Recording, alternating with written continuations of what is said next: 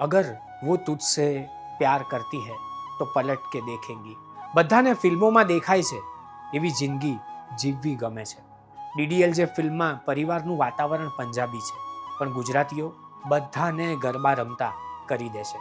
ડિવાઇસમાં પ્રેમને ડાઉનલોડ કરવા જતાં લગ્ન અપલોડ થઈ જાય છે, ત્યારે બધી વાતો આપોઆપ ફેરવાઈ જાય છે પ્રેમમાં.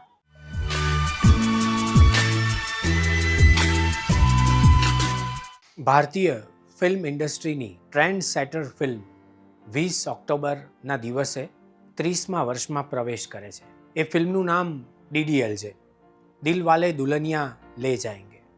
એક આખી પેઢી સિમરન એટલે કાજોલ અને રાજ એટલે શાહરૂખ ખાન સાથે રંગીન સપનાઓ જોઈને ઉછરી.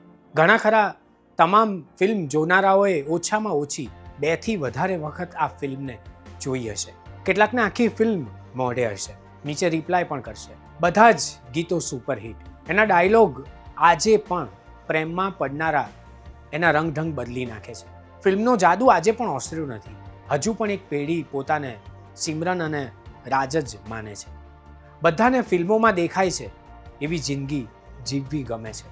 ધારો કે ફિલ્મના એન્ડમાં આવે છે એમ બલદેવ એટલે કે અમરીશ પુરી સિમરનનો હાથ છોડીને જા સિમરન જી લે અપની જિંદગી એમ કહે અને સિમરન રાજ જોડે ટ્રેનમાં બેસીને લંડનમાં લગ્ન કરીને પરિવાર સાથે રહેતો હોત અને આજે 30 વર્ષ પછી હોત તો આજે એમના સંતાનો એના લગ્ન થવા આવ્યા હોત.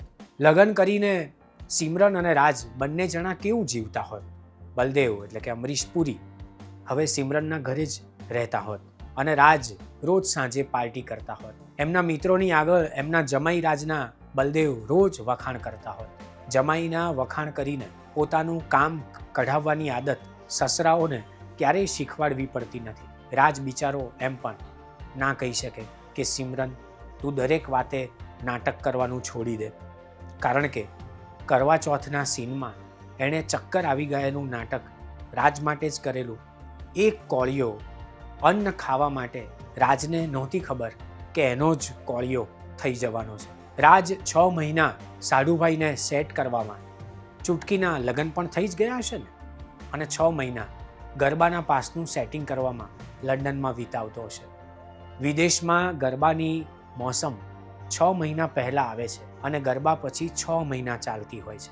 હવે દર શુક્ર શનિ રવિ પૈસા ખર્ચીને ગરબા રમવા થોડું જવાય. સેટિંગ, પાસનું સેટિંગ અનિવાર્ય જ છે. ડીડીએલ જે ફિલ્મમાં પરિવારનું વાતાવરણ પંજાબી છે, પણ ગુજરાતીઓ બધાને ગરબા રમતા કરી દે છે.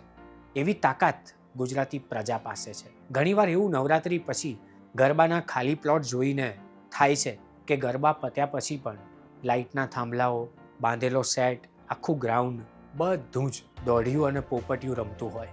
અગર વો તુજસે પ્યાર કરતી હૈ તો પલટ કે દેખેંગી એવું મનોમન રાજ એટલે કે શાહરૂખ ખાન એક સીનમાં ડાયલોગ તરીકે બોલે છે. પછી મનોમન પલટ પલટ એવું પણ બોલે છે. અને સિમરન એટલે કે કાજોલ રાજ એની સામે પાછું વળીને જુએ પણ છે. હવે દ્રશ્યમાં 30 વર્ષ પછી જામી ગયેલા લગ્ન જીવનને કારણે ફેરફાર થવો સ્વાભાવિક છે. સિમરન ઓફિસ ટાઈમ પર જ બાથરૂમમાં નહાવા જાય અને રોજ રાજ બાથરૂમનું બારણું ખખડાવતો સિમરનના જલ્દી બહાર નીકળ્યા એની રાહ જોવામાં સમય વિતાવતો હોય. પલટાઈ જવાનું લપેટાઈ જવામાં પરિણમે છે. લંડનથી પંજાબ આવેલો રાજ જે એક અગાશી પરથી સીડી પાર કરીને સિમરનની અગાશી પર જતો હોય છે.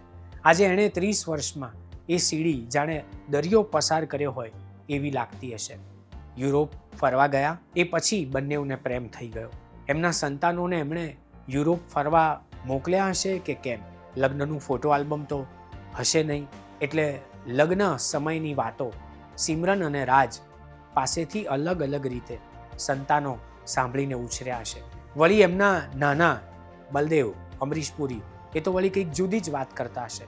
છોકરાઓ બધાની વાત સાંભળીને સાર તત્વ પામવામાં ગોથું ખાઈ જતા હશે. પ્રેમને મેળવવા માટે આખા સસરા પક્ષને વિશ્વાસમાં લેવો પડે એવો ફિલ્મોમાં આવેલો આ જુદો અને અજુગતો કિસ્સો હતો. વળી સસરા અમરીશ પુરી જેવા હોય ત્યારે જમાઈને એનો પોતાનો રોલ પોતે જમાઈ બનવાનો છે એવું દેખાડ્યા વગર કરવો એ ખૂબ અઘરો પડે. રોજ પંખીઓને ચણ નાખવાનો સીન આજે પણ બદલાઈ ગયો હશે.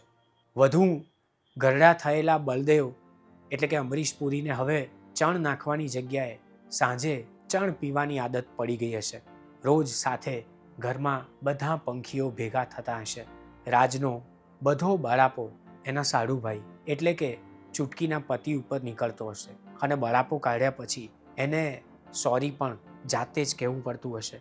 બડે બડે દેશો મેં એસી છોટી છોટી બાतें હોતી રહેતી है. વાત જ્યારે વણસી જાય ત્યારે ગરમ વાસણ હાથમાં અને આંગળીઓમાં સાણસી આવી જાય. આખી વાતમાં ડીડીએલજેની શરૂઆત સિમરનની એન્ટ્રી વખતના સીનમાં મેરે ખ્વાબો મેં જો આએ એ વખતે કાજોલની અંગત ડાયરી એની મમ્મી લાજવંતી ફરીદા જલાલના હાથમાં આવે છે અને એ વાંચે છે.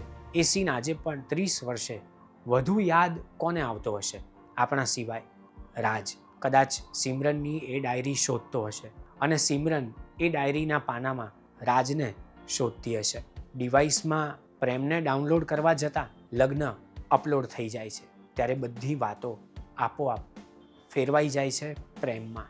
પ્રેમ પસંદગીમાં માનતો નથી અને લગ્ન સાસરામાં સારી પસંદગી હોવા છતાં સરખામણી કરે છે. ફિલ્મો એટલે જ ચાલે છે કારણ કે એમાં રંગીન વાસ્તવિકતાની કલ્પના હોય છે. 20 વર્ષે ફાંદ બહાર નીકળેલો છોકરો પણ પોતાને રાજ માની બેસે છે. એ તો ડીડીએલજેની મજા છે. ડીડીએલજેને 30 વર્ષ થવા આવ્યા. એ વાત ઉપર એમ થયું કે બંને જણાની જિંદગીમાં ડોક્યું કરીએ. એનો આર્ટિકલ પણ મેં લખ્યો અને આજે તમારી સમક્ષ એનું પઠન કરું છું. બાકી સિમરનને ની રિપ્લેસમેન્ટની ડેટ અને રાજે મોતિયાના ઓપરેશનની ડેટ એડવાન્સમાં જ બુક કરાવી હશે. એડવાન્સમાં મહિનાઓ સુધી હાઉસફુલ રહેનારી ફિલ્મના પાત્રોનો આજ તો કમાલ છે. જે થવાનું જ નથી એમાં ડોક્યું કરવાની કેવી મજા પડે છે.